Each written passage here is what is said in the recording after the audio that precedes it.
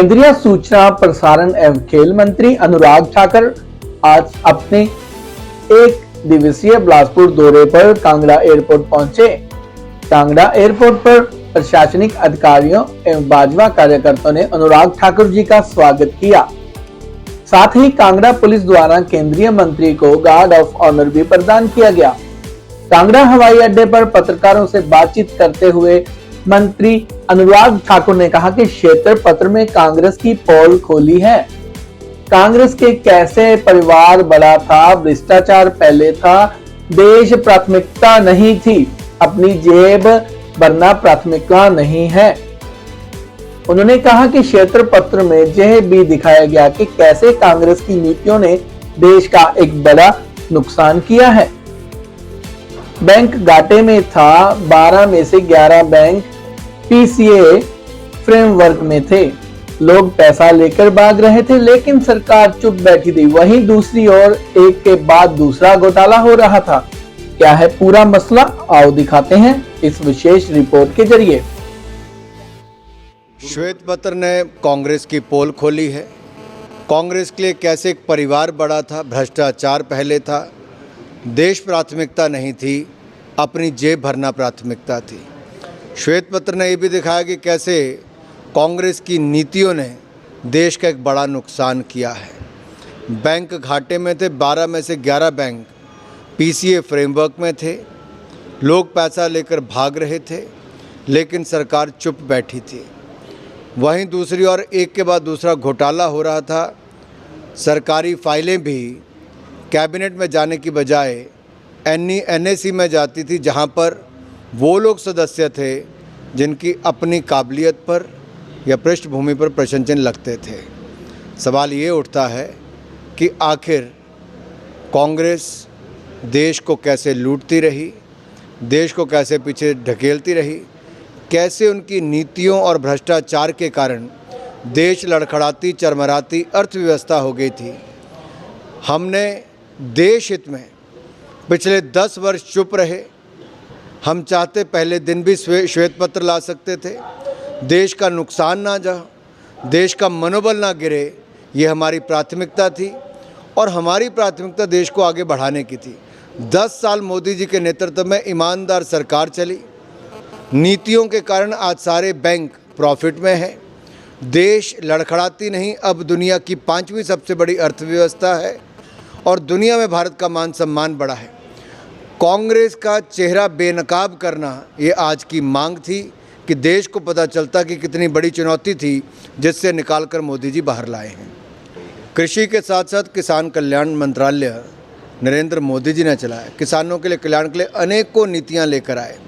अब तक लगभग 2,80,000 करोड़ रुपया पीएम किसान सम्मान निधि में नरेंद्र मोदी जी की सरकार ने किसानों के खाते में डाला।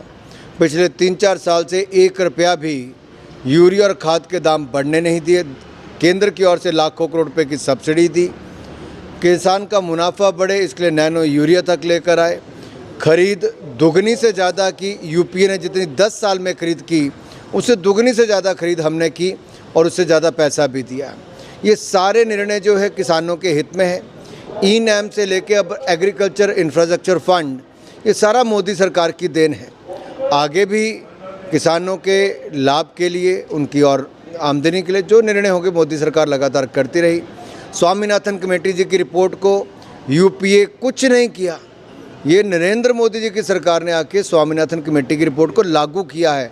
लागत प्लस 50% और मुनाफा ये मोदी सरकार देती है। कानून व्यवस्था राज्य का विषय है। अगर कुछ उपद्रवी हिंसा भड़काने का प्रयास करते हैं तो उनके खिलाफ कार्रवाई भी वहाँ पर हुई। शांति है, आगे भी रहनी चाहिए। सरकारी ज़मीनों पर कब्जा करने का जो ट्रेंड है ये ख़त्म भी होना चाहिए और कोर्ट के निर्देश पे जो कार्रवाई होती है उसके चलते जो कदम उठाएंगे।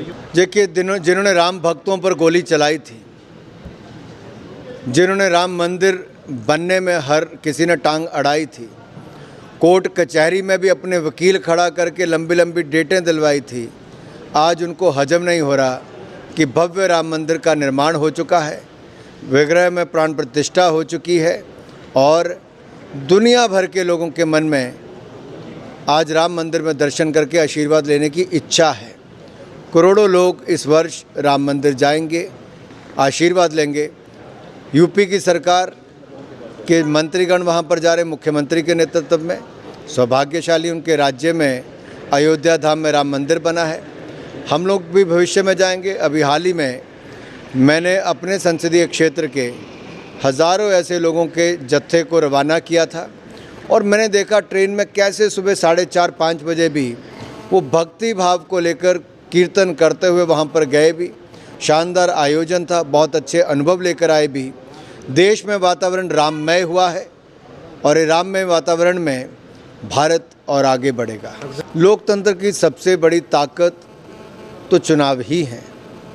जहाँ कोई करोड़पति हो या कोई गरीब हो, सबका एक समान अधिकार है मत, और इसका ज़्यादा से ज़्यादा उपयोग करना चाहिए। मैं देश के युवाओं से कहना चाहता हूँ, अपना वोट बनाएं भी, और जब मौका आए तो वोट रिकॉर्ड वोट भी डालें, यानी कि हर कोई अपना मतदान करे। दुनिया भर के 80% देशों में इस साल चुनाव हैं। भारत के युवाओं के पास एक मौका है नया ट्रेंड सेट करने का, नया रिकॉर्ड सेट करने का, भारी मतदान करके। तो आइए विकसित भारत के लिए मतदान करें और भारत को आगे बढ़ाएं। केंद्रीय विश्वविद्यालय को लेकर नरेंद्र मोदी सरकार ने 280 करोड़ से बढ़ाकर 500 करोड़ रुपये से ज़्यादा मंजूर कर दिया। कोई कमी केंद्र सरकार से नहीं रखी। केंद्र ने अनुमति भी दे दी, फॉरेस्ट क्लियरेंस भी दे दी। ये पहले भी कांग्रेस सरकार में जब यहाँ पे पैसा जमा नहीं हुआ था, देरा के समय भी कई साल वेट करना पड़ा। वैसे ही धर्मशाला के समय भी पैसा जमा नहीं कराया जा रहा है। शायद कांग्रेस पहले दिन से ही नहीं चाहती थी कि केंद्रीय विश्वविद्यालय बने, लेकिन हमने देहरा का काम शुरू करवा दिया। शीघ्र ही धर्मशाला का काम भी शुरू हो सकता है, लेकिन उसके लिए राज्य की सरकार को मात्र 35 करोड़ रुपए के लगभग शायद जमा करवाना है, जिसमें वो आनाकानी कर रही है। मैं आशा करता हूं कि जल्द पैसा जमा करवाएंगे और हम धर्मशाला में भी काम शुरू करवाएंगे। अब किसी की इच्छा ना हो करवाने की तो उसके ऊपर तो आप जो करवाना करवाइए, लेकिन सच्चाई ये है कि कांग्रेस कभी भी नहीं चाहती थी कि सेंट्रल यूनिवर्सिटी बने।